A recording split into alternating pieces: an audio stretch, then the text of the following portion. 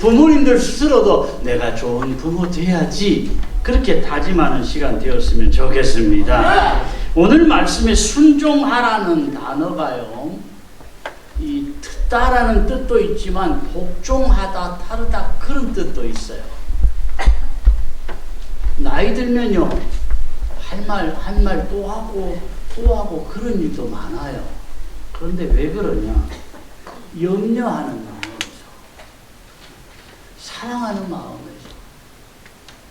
이것이 때로는 잔소리하고 또 한 말 또 해 그렇게 들리더라는 거예요. 주 안에서 순종하라는 말씀의 뜻이 뭐냐면요, 같이 보겠습니다. 내가 주 안에 가면 순종해야 한다. 내 삶이 예수 믿고 달랐다면 마땅히 부모에게 순종하는 사람이 되어야 한다. 이런 의미예요. 오늘 말씀을 공동 번역 성경으로 보면 조금 더 의미가 정확해지는데, 사람들은 부모에게 순종하십시오. 이것이 주 믿는 사람으로서 마땅히 해야 할 일이니라. 내 부모를 부모하라 하신 바는 약속이 붙어 있는 첫째 계명이라. 그 약속의 계명을 잘 지키는 사람은 복을 받고 땅에서 오래전에 살리라.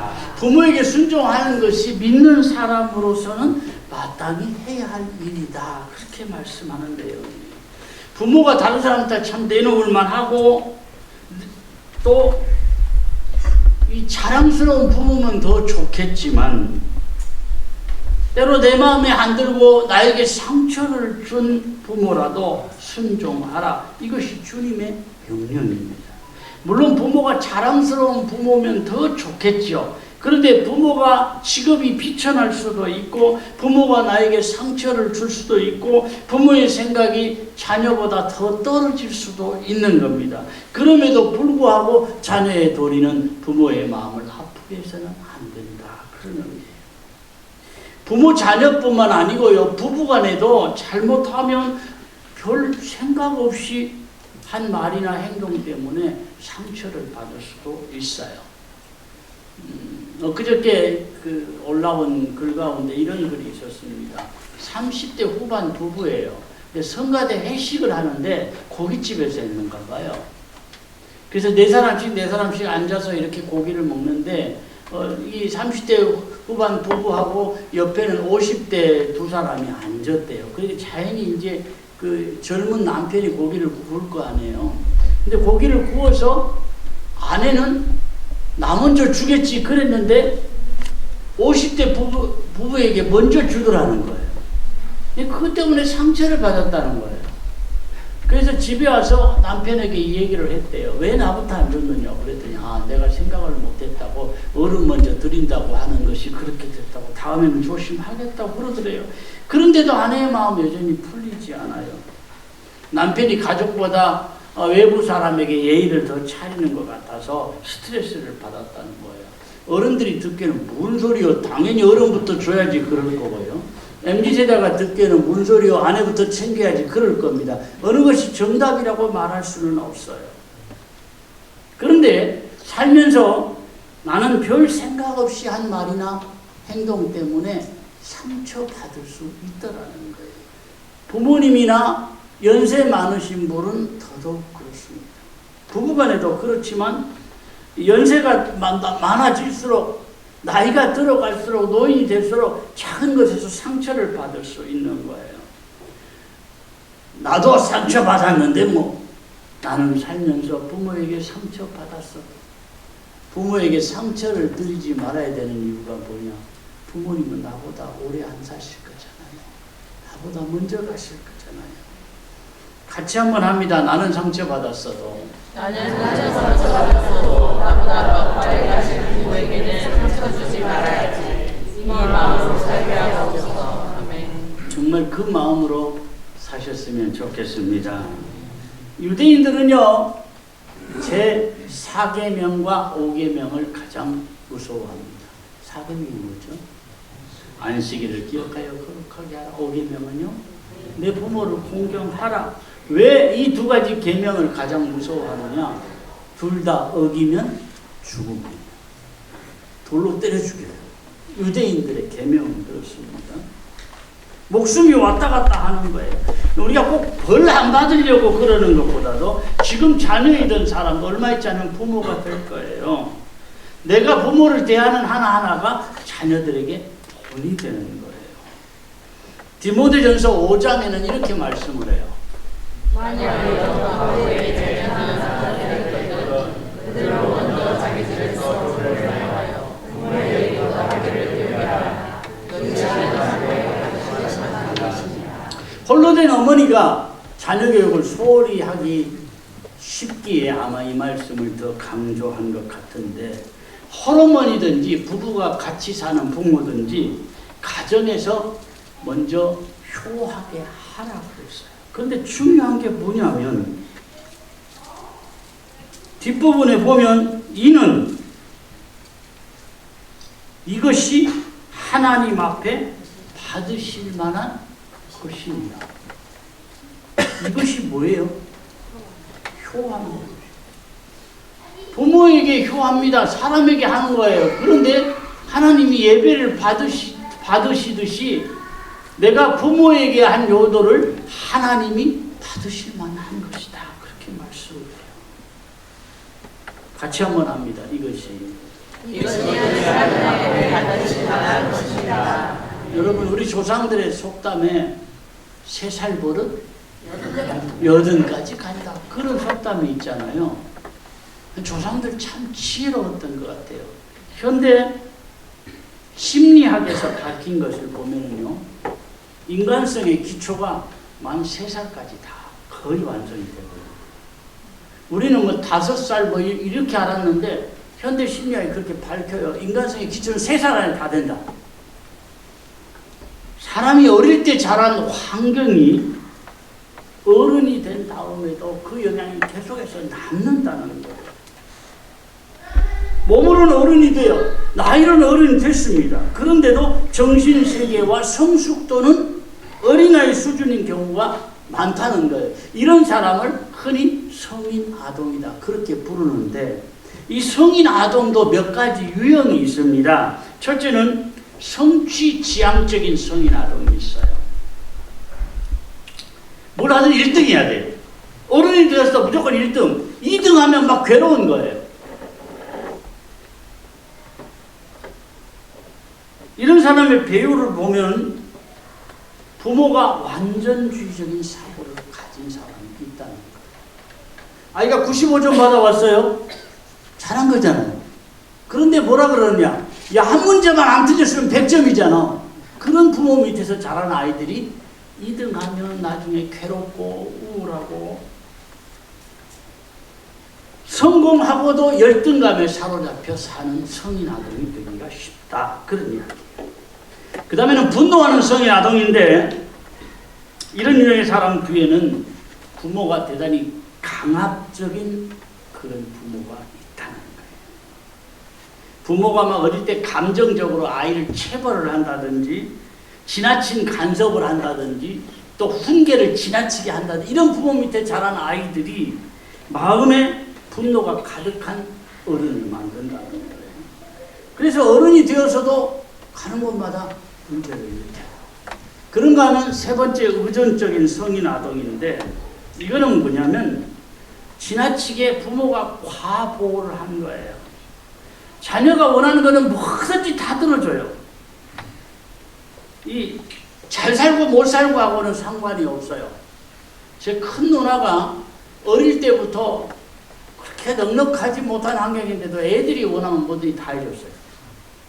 좀 지나치다 그럴 만큼 그렇게 해줬는데 아이들이 나중에 안 좋아요. 아들 둘 다 지금 제대로 사랑 노릇 못해요. 부모가 뭐든지 다 해주는 아이가 참 복받은 아이다 싶지만 사실은 그렇지 않아요. 어른이 되어서도 내일 누가 안 해주는가 그렇게 바란다는 거예요. 조건적으로 보면 만족할 만한 조건인데 늘 불평불만을 하면서 산다는 거예요. 그러면 절제하지 못하는 성인 아동은요, 이런 유형의 사람 뒤에는 부모가 자녀에 대한 인생의 철학이 아무것도 없는 유약한 부모 밑에서 자란 아이들이 절제가 안 된다는 거예요. 그래서 어른이 돼서도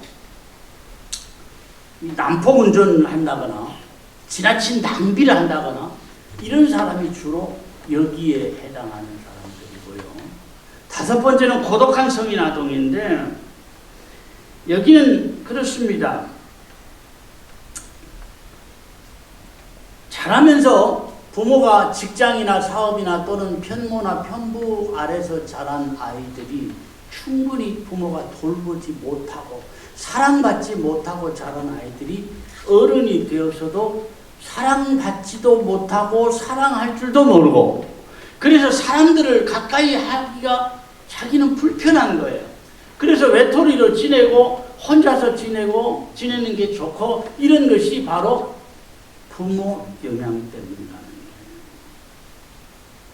왜 사람을 가까이 하지 못하느냐? 너도 언젠가 나를 배신할지 몰라. 이런 마음에 가득 들어있다는 거예요. 사람을 믿지 못하니까 혼자 살아요. 그런가 하면은 이 자학적인 성인 아동이 있는데 이런 유형의 사람 뒤에는 부모가 자녀들에 대해서 무책임하거나 증오와 거부하는 반응을 보이는 부모가 있다는 거예요. 이런 사람 어른이 되어서도 많은 의심과 불안을 안고 산다는 거예요. 다 그런 건 아닙니다. 그러나 어느 정도 일리가 있는 이론이에요. 어쨌든 우리가 중요한 게 뭐냐면 부모의 생활, 부모의 사고방식, 부모의 믿음이 자녀들에게 결정적으로 영향을 미친다는 사실이에요. 나에게 끝나지 않고 자녀에게로 이어진다는 거예요. 이거 늘 잊지 않았으면 좋겠습니다. 신명기 27장에는 이렇게 말씀을 해요.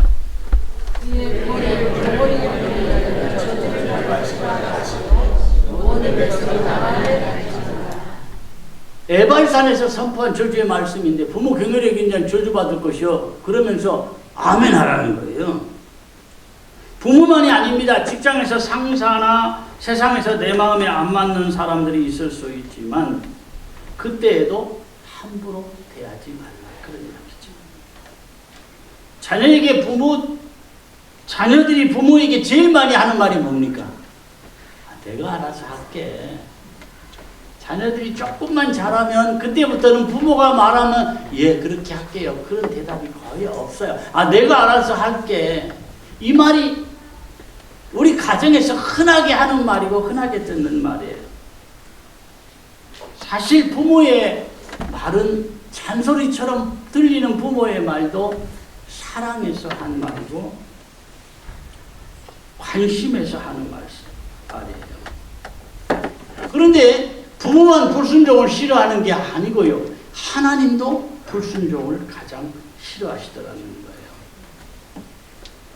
천사들은요. 즉각 순종이 천사들의 특징입니다. 이 법궤의 뚜껑을 보면은요. 천사들이 이렇게 날개를 덮고 있죠. 양쪽에 천사들이에요. 두 날개를 이렇게 덮고 있는 게 펼치고 있는 게 뭐냐면 말씀이 떨어지면 내가 즉각적으로 순종하겠습니다. 그런 의미라고 해요. 베드로가 특별히 복을 받은 이유는 뭐냐? 제자 가운데 순종이 가장 빠른 제자가 베드로였어요. 아브라함이 믿음의 조상된 것도 순종에는 탁월했어요. 부모님 말에 순종하면 탁월한 존재가 될 줄로 믿습니다. 아멘! 이스라엘 백성들은 어려운 환경 가운데 왜 이렇게 어려운 환경을 주십니까? 왜 만나만 먹어야 됩니까? 왜 우리가 모세의 지시대로만 해야 됩니까? 계속해서 왜요 그러다가 다 죽었어요. 여호수아와 갈렙은 토를 안 달고 순종하는 순종의 사람 되는 거예요. 결국 여호수아와 갈렙이 축복의 주인공이 되었죠. 하나님도 왜라는 물음을 별로 좋아하시지 않는 것 같아요.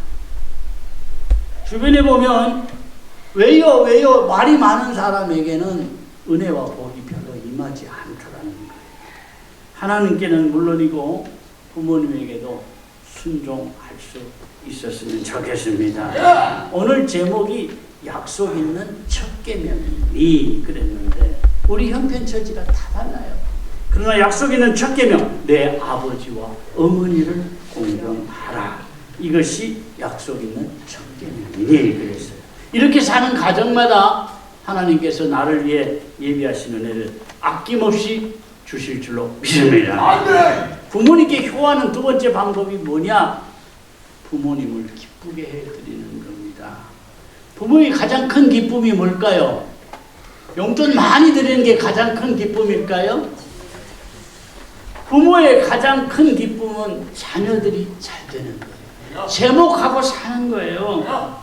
가정에서나 세상에서나 내 몫을 감당하는 자녀는 부모의 기쁨이 되는 거예요.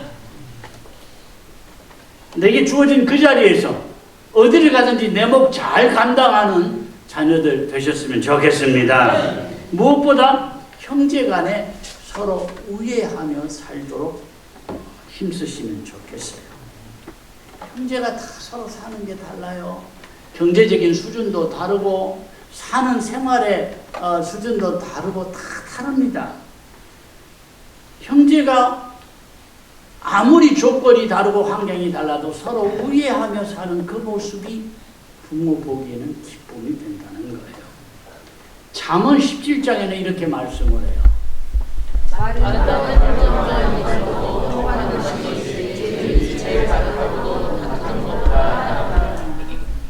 우리말로 하면 찬밥을 물에 말아 먹고도 화목한 것이 진수성찬 먹고도 서로 다투는 것보다 낫다. 그런 의미잖아요. 어떨 때는 친구나 이웃 식구보다 더 좋아. 그럴 때도 있을 겁니다. 그런데 그렇지 않아요. 내가 실패하고 넘어지고 아무것도 의지할 것 없이 그런 처지가 될 때 다 나를 외면하고 떠나지만 내 손을 붙들어 줄 수 있는 사람은 식구밖에 없어요. 특별히 형제나 가까운 사이에는 조금만 손에 쓰고 조금만 양보하며 살면 그것을 주님이 기억하시고 채워 주실 것이다. 아멘. 그런데 정말 중요한 원리가 디모데 전서에 나와 있어요.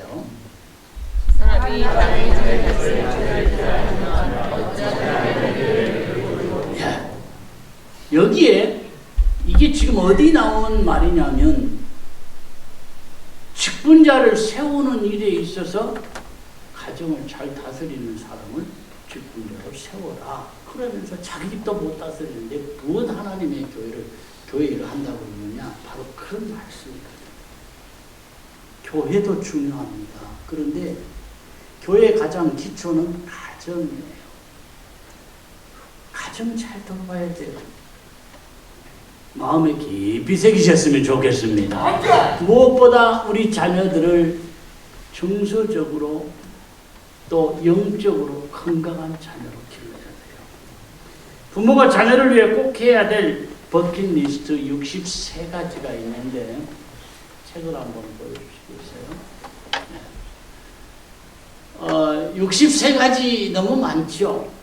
큰 주제 9가지입니다. 그리고 소주제 7가지, 7, 9, 63, 그래서 63가지인데 큰 주제만 9가지만 같이 한번 보겠습니다. 그냥 읽어만 봐도 대충 다 머리에 들어오는 내용이에요. 첫째, 아멘. 아멘.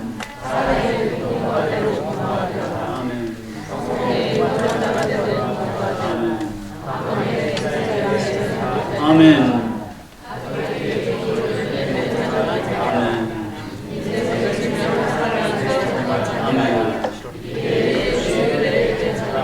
아멘. 아멘. 뭐 다 기억할 필요는 없어요. 무엇보다 우리 가정이 기도가 있는 가정, 하나님을 높이는 가정으로 살면 하나님께서 예비하신 축복의 때를 앞당겨 주실 줄로 믿습니다. 시편 128편에 보면 이렇게 말씀을 해요. 죽으러 살아 그저 하나님 높이는 가정, 그런 가정 되시기를 축원합니다. 창세기 49장에도 이렇게 말씀을 해요.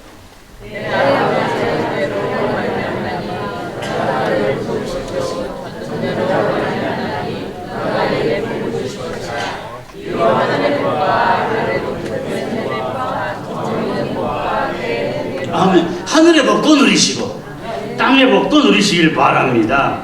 가정마다 오늘 행복도 중요하지만 내일을 보장받는 가정 되시기를 축원합니다.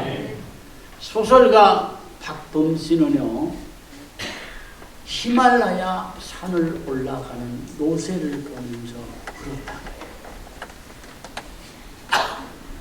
혼자 몸으로도 올라가기 험해요.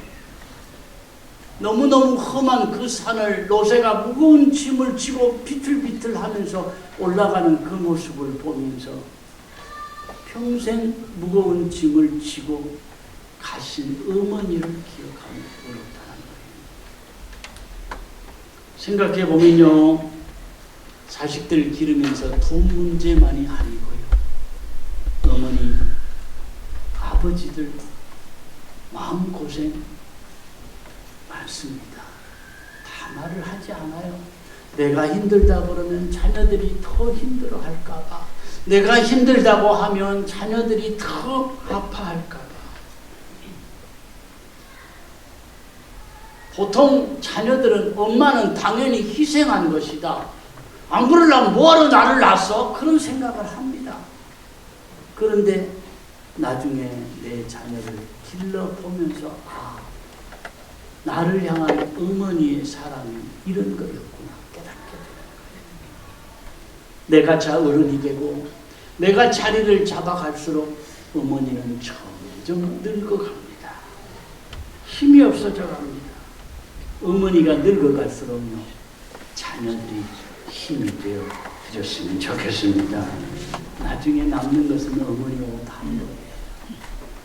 그 옷 한 벌 붙들고 울지 말고, 믿음의 사람은 부모님 살아계실 때 작은 것이라도 효하는 사람이 진짜 믿음의 사람이에요. 여러분, 아직 내가 효할 수 있는 부모가 계신다면 진대 무거운 부담이야 그러지 마세요. 하나님께서 복 주실 기회다 그렇게 생각하고요, 효하는 자를 하나님이 받으실 뿐 아니라 이 땅에서도 잘되게 하실 것이라는 첫 계명, 나의 것으로 삼으시기를 바랍니다. 여러분, 오늘 너무 힘들고 팍팍해요. 효고 보고 내 인생 자체가 힘들어요. 막막해요. 팍팍해요. 너무 낙심하지 마십시오. 메마른 사막에 꽃이 필 때가 온다니까. 사진 한번 보여주시겠어요? 여러분, 여기가 사막이라고 하면 여러분 믿어지십니까? 완전히 꽃동산이에요. 저 칠레 북부에 있는 아타카마 사막인데요, 이 아타카마 사막은요, 사막 가운데도 메마른 사막으로 유명한 곳이에요. 사막 가운데도 가장 건조한 곳이에요. 그런데 몇 년 동안 아예 그냥 삭막한 사막이다가 어쩌다가 사막에 빗줄기가 떨어지거나 바다 안개가 확 덮이면요, 여기저기에서 꽃이 피어서 완전히 그냥 이 꽃정원이 되는 거예요, 저렇게. 그래서 스페인어로 데시에르토 플로리도, 꽃피는 사막이라고 부를 정도예요. 이 비슷한 말씀이 이사야 35장에도 있습니다.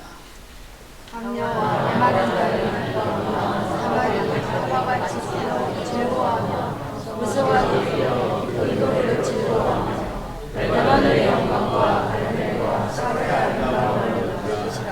너희들이 여호와의 영광 곧 은혜를 대하느냐 들으리라. 우리 인생도 여때로 아타카마 사막처럼 느껴질 때가 있을 거예요. 팍팍하다, 정말 힘들다, 도저히 소망이 안 보인다. 내 인생도 그렇고 가정을 봐도 그렇고 때로는 정말 황량한 사막 같은 그런 힘든 때가 있을 것이지만